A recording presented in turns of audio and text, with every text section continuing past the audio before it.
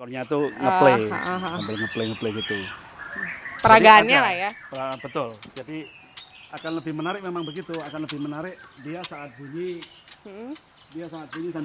sambil ekornya tuh ngeplay. Dia akan kelihatan lebih apa istilahnya? Lebih menarik ya.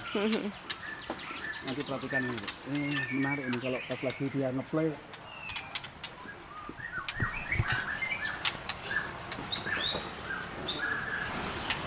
Nah ini ikannya bunyi kalau dia bunyi ngeplay gitu bagus. Nah, itu juga sama itu. Itu masih muda tapi ekornya udah ngelengkung. Itu dipanggil ekor udang. Ekor udang. Ada kalau istilahnya naik ke atas itu panggilannya sampan. Sampan kayak kan sampan. Kayak sampan. Jadi bentuknya belakangnya tuh bukannya melengkung ke bawah, tapi ke atas ya. Melengkung ke atas. Itu disebut sampan. Ekor sampan. Betul. Ini tipe yang bagus-bagus nih, panjang melengkung dan udang.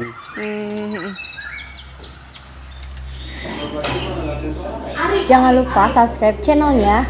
Tapi aku lupa deh nama channelnya apa. By the way, kamu jangan nakal ya di sana.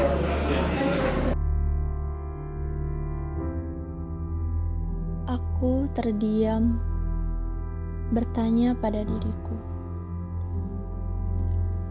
Kapan terakhir kali aku mengucapkan syukur padamu? Kini, setiap pagi aku melihat sekelilingku. Sinar matahari yang begitu indah, suara burung yang berkicau, dan harapan yang tidak lagi palsu.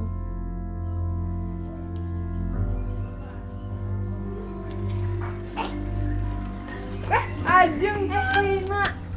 Kamu dari mana? Aku dari rumah. Aku mau ke rumah Saila. Ya udah, yuk. Ya. Memang saat ini aku sedang belajar. Tapi bukankah semuanya sudah cukup menjadi alasan untuk aku mengucap rasa syukur itu? Aku tak ingin ragu. Aku sudah terlampau jauh menyukainya. Wih, tempatnya bagus banget. Wow. Aku parkirin sepeda dulu kali ya? Iya, boleh. Enak banget sih tempatnya.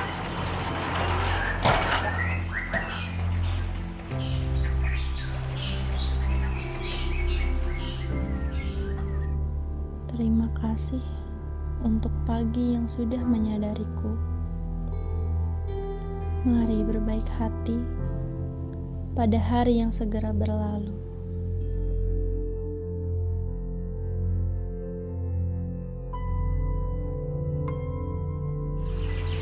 Kalau misalkan untuk teknis perkawinannya gimana tuh Pak? Jadi ada masa perkenalan dulu atau gimana? Iya, ada Dek. Jadi burung itu harus kita paham ya. Misalkan begini, jantan itu selesai tumbuh bulu, itu bukan berarti dia sudah siap kawin.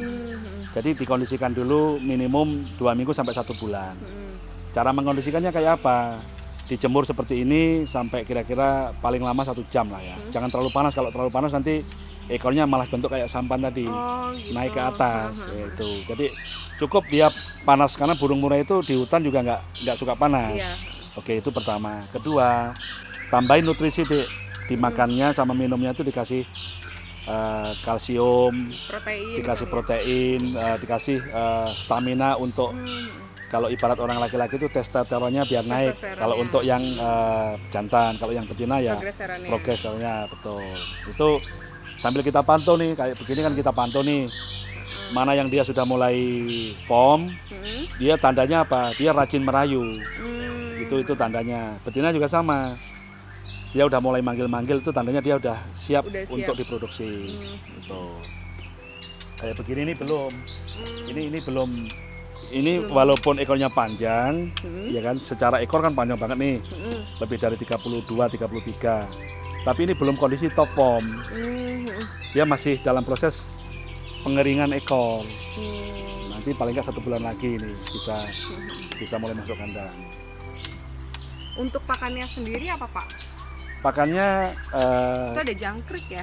ini kalau jangkrik tambahan. Oh, Sebetulnya jangkrik tambahan. ini pakanannya adalah campuran. Saya bisa menggunakan ponik 88. Tapi di dalamnya ini kita tambahi pupuk kalsium, pupuk breeding aid. Tuh.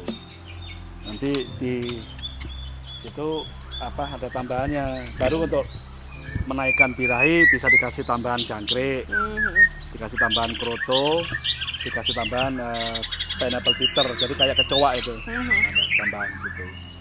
Dia udah mulai panggil dia. Jadi nah itu ciri-ciri dia sudah mulai naik birahinya. Yang itu ya? Nah, itu sama itu sudah mulai. Udah mulai. Kalau ini masih belum, jadi dia masih belum top form. Jadi berarti bisa disimpulin burung yang banyak bersuara itu burung yang udah siap kawin ya Pak? Betul, itu salah satu cirinya seperti itu.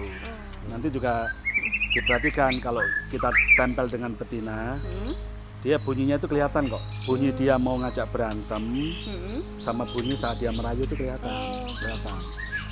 Jadi salah satu ini salah satu cirinya nih. Dia bunyi tapi bunyi merayu.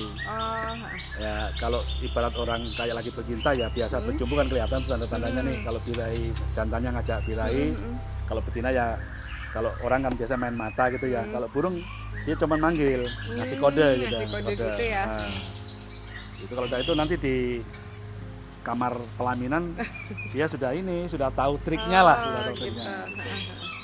Cuman kalau murai sendiri nyerangnya itu sesama jantan aja atau si jantan ini juga bisa nyerang betinanya kalau emang nggak jodoh gitu Pak? Sama, jadi bisa nyerang betinanya itu juga ya? Sangat istilahnya kita harus paham ya di mana jantan itu birahi, di mana betina itu birahi. Kadang-kadang gini, jantannya sudah birahi, betinanya belum siap, betina dihajar.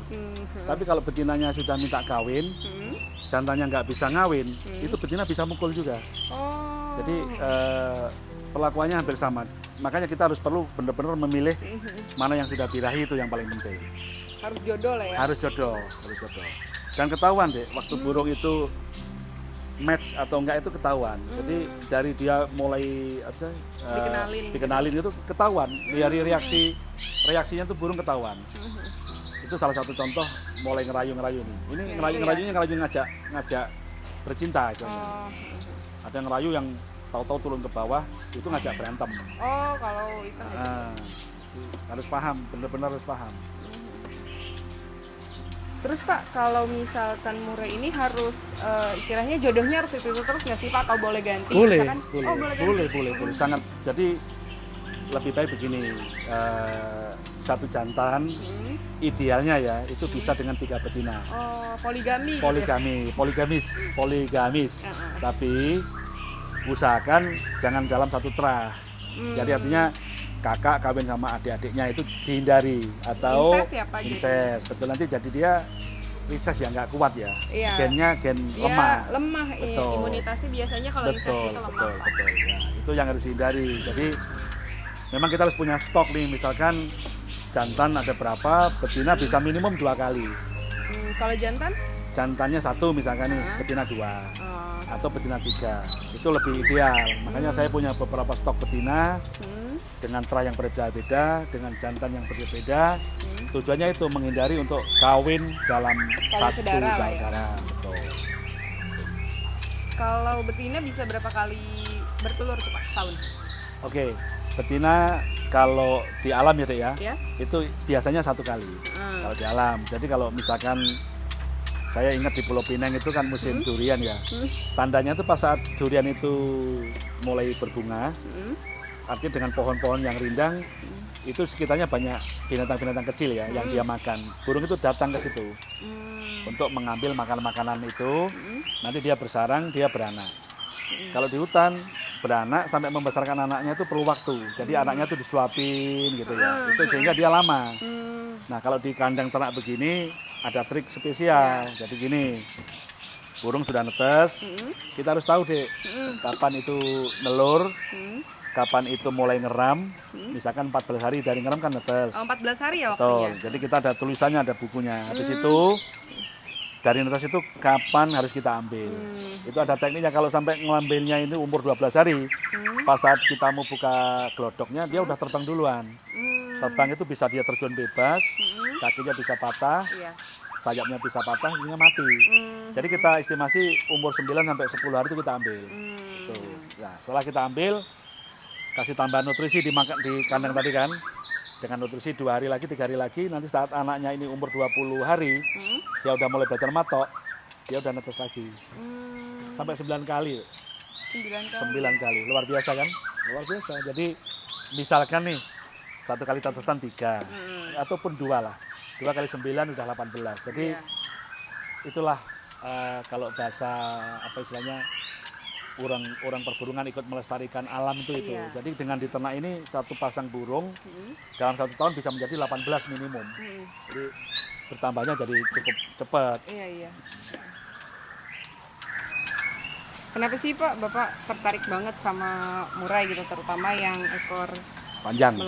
ekor panjang, ekor udang tadi ya. Ekor udang, Gini, ada yang menarik begini deh. Kalau yang ekor pendek itu satu banyak sekali dijumpai.